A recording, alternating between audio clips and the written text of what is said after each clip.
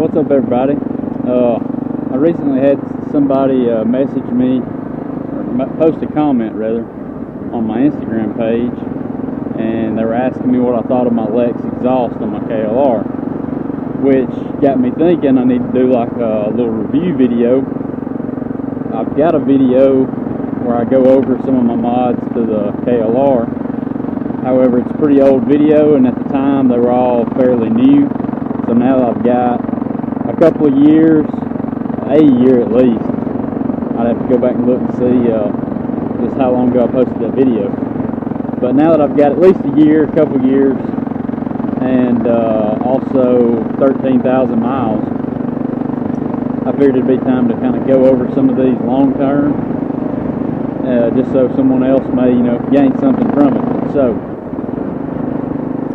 the Lex exhaust from Rocky Mountain ATV, so the house brand, Tuss brand exhaust. It's a great slip-on exhaust for the money. You have to get the slip-on plus the mid-pipe for the KLR. There's two major problems I have with the Lex. One, it comes with two faulty springs. The springs they send that attach the muffler to the mid-pipe are a three-piece construction, and I busted one of mine getting them on. I know others have as well. KLR guy, or KLR 650 guy, it may just be KLR 650. I'll have to check and post a link to his channel.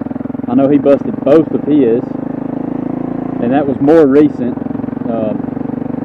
compared to when I installed mine. So based off his video, they still haven't fixed the spring issue, so that's kind of depressing. It'd be a lot cooler if they just fix it and be done, but they haven't. I have heard, he said they sent him new springs when he contacted them, told him he busted the original ones trying to get them on, but that's a problem they should have fixed by now. And then also, the insert tips.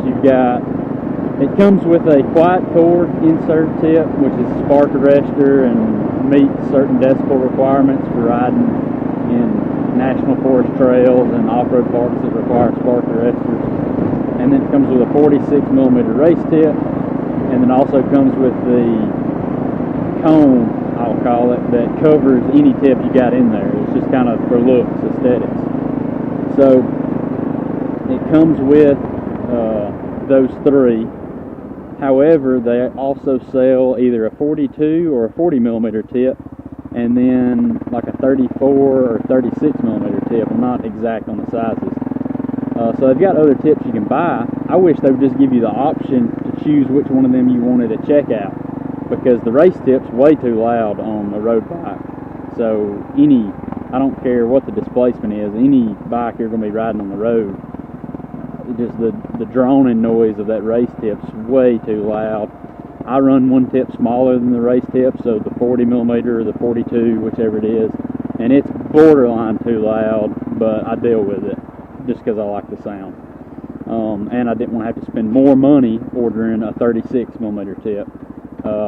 If I recall correctly, they're only like $10 a tip, maybe, plus shipping if you don't buy them all at once. So they're not crazy pricey, but I mean, come on, if you gave me the choice, I would have known that 46 was probably going to be too loud from other reviews and stuff, and I wouldn't have wasted my time with that.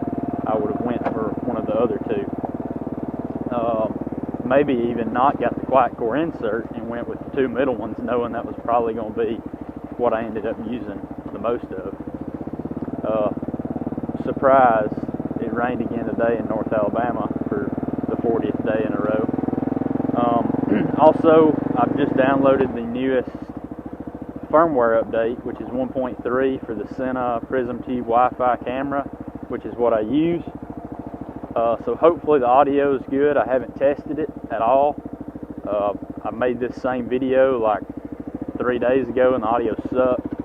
If you're watching this video, it means I've already deleted the other one and posted this one. So maybe this audio is better. If you have a Sena Prism Tube Wi-Fi, go check their website. They've got a new 1.3 firmware update, which directly fixes audio issues, according to their notes. So that's not really a KLR specific product, but I do enjoy the camera. I've just got audio issues to figure out. And part of it I'll never figure out. Some of it's, I have a really cheap, like $80 G-Max DualSport helmet that's pretty wind noisy on the highway.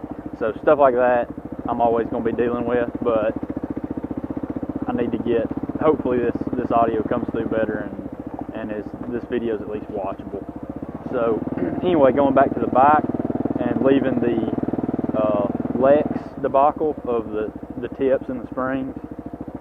By the way, for the money you spend on the Lex, don't let that shy you away from it. Just be aware that you may have to go to the hardware store and get different springs. But moving from that, I run in the wintertime these Tusk mitts. I like them. They're not great, but they're not just unusable. If you want to know more about them, I've got a review video specifically on them that's kind of short, sweet, and to the point, like 5 minutes long. You can go watch it, and you can see what I had to do or what I do to use them. That's normally not washed out that bad. And moving on from there, I'll cover two of my smaller items. The Schwinn bicycle phone mount, still going strong. I've had this on multiple bikes over the course of multiple years. It's like $7 or $8 at Walmart. The amount of talk that goes into what kind of phone holder you would use on a DualSport amazes me. I don't understand it, and I don't understand why you'd spend $40, $50, $60 on something like a RAM mount. I don't know, maybe I shouldn't say it that way, like putting people down that use them. They're a great product from what I can tell. I've got friends that have them on their bikes. It's just, I don't see the need to spend that much on one when I can go to Walmart and get one. And then if it breaks on me while I'm out on a ride and I still need my GPS, all I've got to do is get myself to a local Walmart and I can buy another one. But I hadn't had any issues. It's been on multiple bikes, probably about 5 years now. I've had it, had no issues. So that's $7 or $8 well spent. Then moving over from there, we've got the eBay, Amazon. It's a dual USB and cigarette port. If you go for one of them, don't waste your time with the bar mount clip that comes with it. Just zip tie it to the bars. I was riding down a dirt road much like this, slightly faster speeds, and it just came, that piece, bar clamp busted, and it came off and fell down in front of the radiator, and I had to zip tie it up anyway. So just zip tie it up from the beginning to be done. Other than that, I have no problems out of it, no issues out of it. Use it to charge the phone, use it to run an air mattress pump when we're camping. So yeah, no issues with it. That's, I don't know, about $20 well spent as well. Now moving on to another serious modification would be the front suspension. The front suspension on a KLR is stupid soft.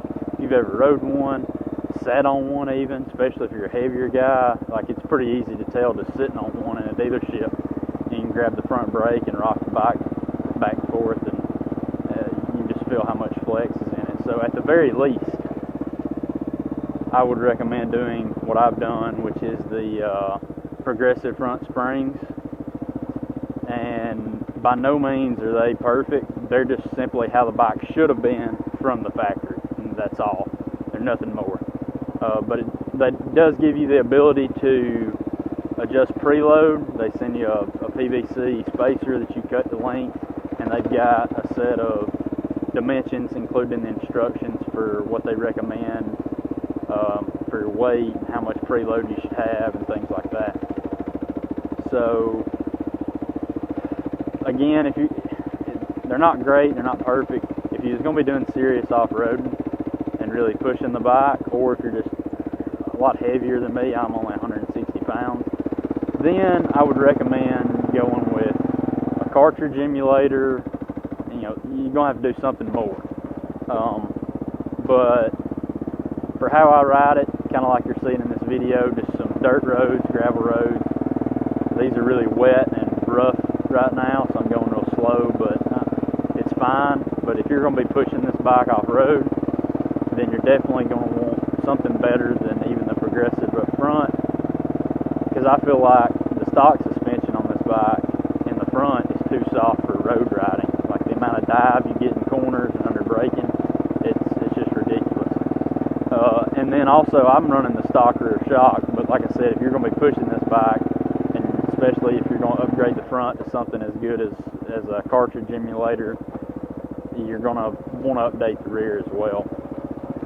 So, you know, that's been an ongoing issue with the KLR and 2014.5 model like this one. They updated the suspension, and it's still way too soft. All they did was add a little bit of preload to the spacer, so it seems better, but it doesn't ride any better.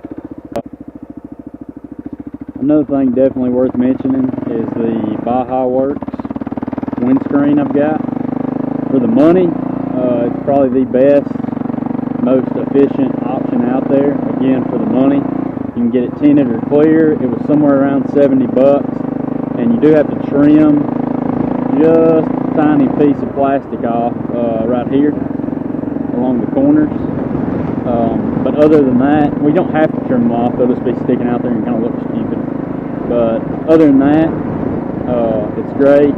I like it for the money. It does a great job of throwing the wind up over you. I'm not very tall, at 5'8" with boots on maybe, but even people in the reviews who are a lot taller than me say that, you know, they enjoy it. It doesn't give you the option that the KLR Dash does of, you know, having somewhere to mount accessories above your speedometer and tachometer, but it also is $70. So I've had that on the bike since I bought it.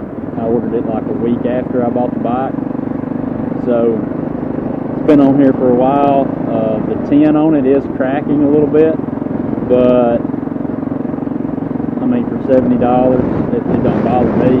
The screen itself isn't cracking. I don't know if you can see it in the video, but just the tint is cracking. I don't know if that's I don't know, it doesn't flex that much, so I can't imagine that's somehow causing it to crack, or they just use a really cheap eBay tin on them. I don't know. If that sounds like something that'd be a concern to you, maybe you get the clear one, or one thing I know you could do is you could plasti dip the inside, well, not the inside, but well, it is the inside, the side closest to you when you're riding, and kind of black it out that way so that you don't see it, but then of course you can't look through the screen if you do that. But yeah, that's the Baja Works. If you've ever wanted a tutorial that was KLR specific on how to ride a wheelie, I'll go ahead and give that to you now. I had somebody ask about that as well. It really is easy and simple in theory. Maybe not in practice for some people, but you have absolutely no horsepower and you're heavy. So that's what I'm getting at with it's pretty easy. You just got to bang it off the rev limiter, float the valves, however you want to say it. I mean, just give her all she's got. Lean back, give a nice tug on the bars. I usually do it in second gear, and you just got to dump the clutch. In first gear, yeah, you ain't got to be that rough on it. But if you plan on popping a wheelie and trying to ride it out on the road and run through the gears, it's pretty hard to get from first to second in a hurry. I don't know if it's just because you're going through neutral, or if it's because it's it's not a race bike gearbox, you know. But either way, the end result is it's easier for me to do it in second. So yeah, just rev the tits off the thing, dump the clutch, lean back, give her a good yank, and up she'll come.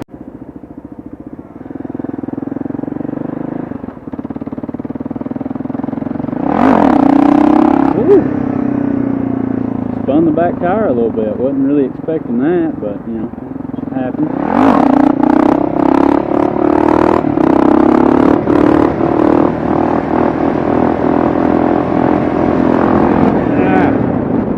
Bit of a crosswind pushing me over.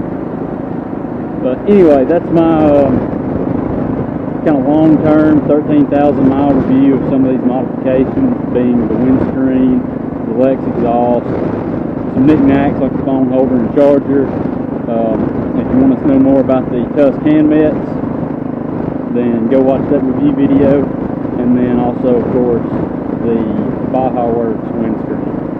So there you go. Catch y'all next time.